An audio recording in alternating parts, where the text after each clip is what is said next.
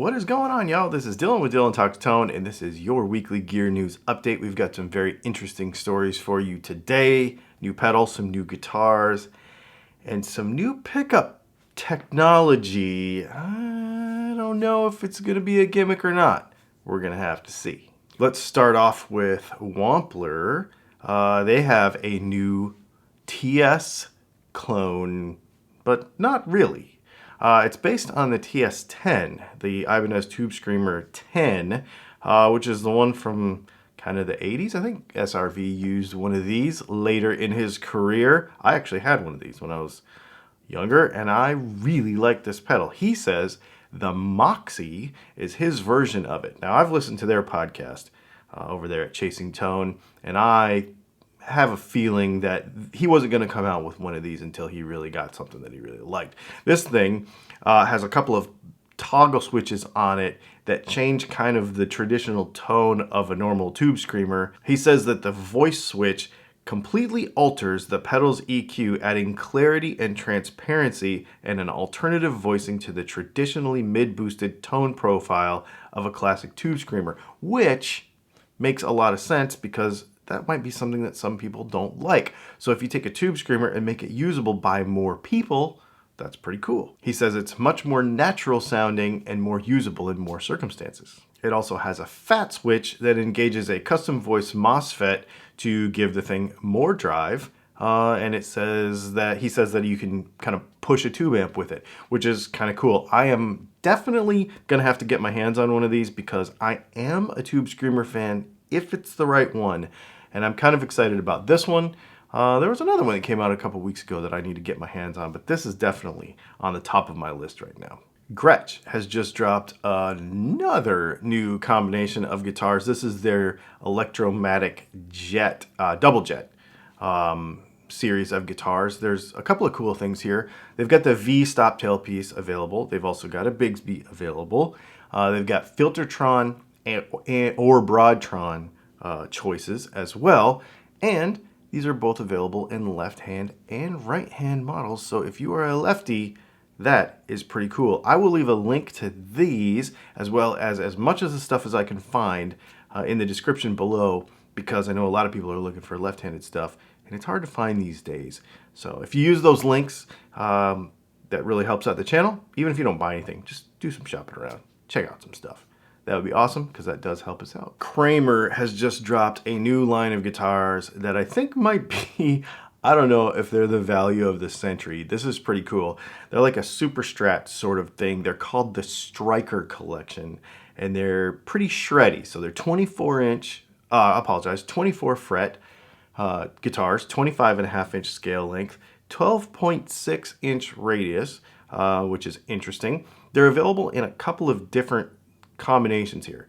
There's like an Epiphone stop tailpiece. Obviously it's Kramer's a Gibson brand, so that kind of makes sense to have an Epiphone stop tailpiece with no tremolo.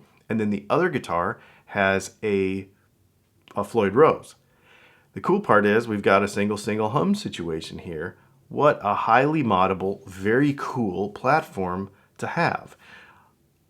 We'll get to the price in a minute because this is nuts, because they've got a bunch of different finishes. They've got some figured laminated tops available. The colors are beautiful. This is a really, really cool guitar for $379 for the fixed bridge version and $399 for the Floyd Rose version. Now, I know that those are probably import models of those bridges, but this is a fantastic value. And to be able to mod this guitar to however you want, this is pretty cool. I'm actually working on a high gain version of a single hum set right now. So this would be a really fun guitar to mod and play around with. I have a Kramer back there and they're making some really good guitars right now. This might be the value of the Reek right here for $400. Pretty cool guitar. So right after NAMM, right around NAMM time, I think, Ernie Ball Music Man came out with this thing where they said they were going to put heat-treated pickups in some of their guitars. Well, these are now being released. They are officially launched. The Sabre, the Cutlass, and the Stingray are going to have these heat-treated pickups that claim to outperform normal spec pickups with extra touch sensitivity. Is this a gimmick? This is an interesting thing because it sounds like a gimmick. I'm just on the face of it, it sounds totally like a gimmick. What about a pickup can be heat treated? But when we look at how metal is treated, I've been doing a bunch of research about this lately, like with pocket knives and stuff, and with EDC knives. But basically what they did was they did a bunch of research on string materials because we use different string materials than we used to. And so the type of alloys that are used in strings obviously are going to affect their performance in relation to how a pickup is magnetized. And that is going to affect your tone, definitely. Now, it's subtle, but definitely is affected. Once they do that research, they realize, well, harder steels versus softer steels makes a difference because when you heat treat steel, it makes it softer. Not harder, it actually makes it softer because that's what makes it more durable and not as brittle. When you heat treat steel, it actually lowers the magnetic coercivity, which means that it is more easily magnetized. So when you heat treat steel, it makes it easier to magnetize. So for a particular strength of magnet that you put underneath a humbucker, that heat treated pole piece that they're using in these pickups can now be more magnetic, which also can affect how it affects the string, obviously. That also affects the internal inductance of the pickup. It affects everything. It affects everything. So these pickups are going to sound different than a pickup with not a steel that has been heat treated. Here's the thing though. Pretty much all steel is heat treated. That's how it's made. So probably, more likely, they're using a softer pole piece steel because that's how you get it softer is you heat treat it. So they're using a steel that has been heat treated, but they're just using a softer steel. I get that. Makes sense.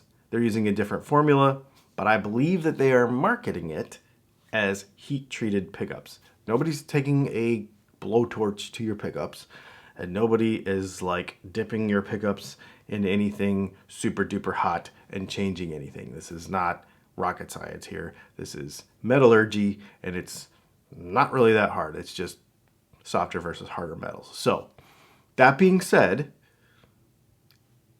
the naming convention might be a bit of a gimmick, but I bet these things sound really good, and I would like to hear them for myself because this is a solid concept to use a heat-treated, softer pole piece in this particular guitar.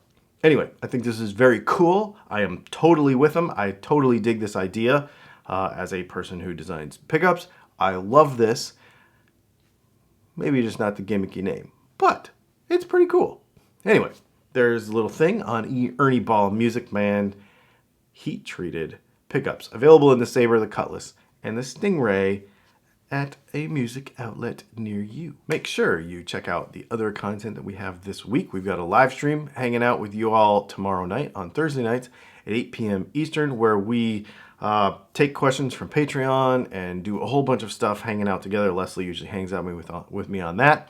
We have a Blackstar St. James review coming out on Monday. Finally, I've been using that amp long enough to really dig it and tell you what I think about it.